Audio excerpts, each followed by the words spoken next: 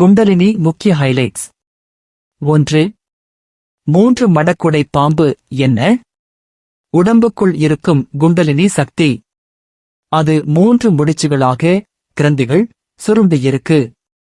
பிரம கிரந்தி மூலாதாரம் சுவாதிஷ்டானம், விஷ்ணு கிரந்தி மணிப்பூரகம் அநாகதம், ருத்திர கிரந்தி விசுத்தி ஆக்ஞை. இதுதான் 3 மடக்கு. 2 என்ன? உடம்புல ஓடும் 2 முக்கிய நாடிகள்.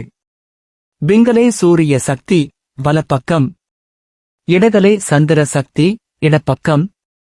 இரண்டும் பாம்பு போல பின்னி இருக்கும். 8 என்ன?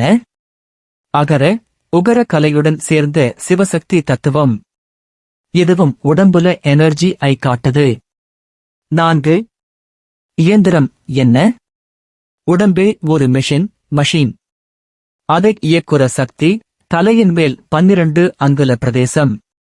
5 12 அங்குலம் முக்கியம். சிரசுக்கு மேலே இருக்கும் எனர்ஜி ஜோன்.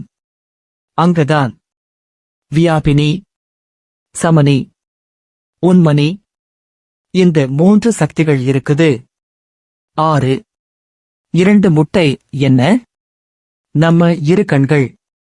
சாதாரணமா பார்வை கீழ நோக்கி ஓடும் வேர்ல்ட் அட்டாச்மெண்ட். யோகத்தில் 2 கண் பார்வையும் ஒன்றாக மேலே சேர்க்கணும். என்ன நடக்கும்?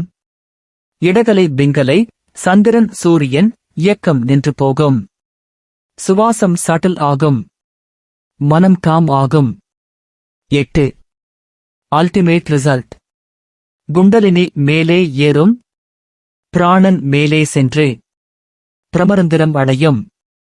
கேவல கும்பகம் பிரெத் ஸ்டாப் நேச்சுரலி நடக்கும். 9 பிகெஸ்ட் பெனிஃபிட்.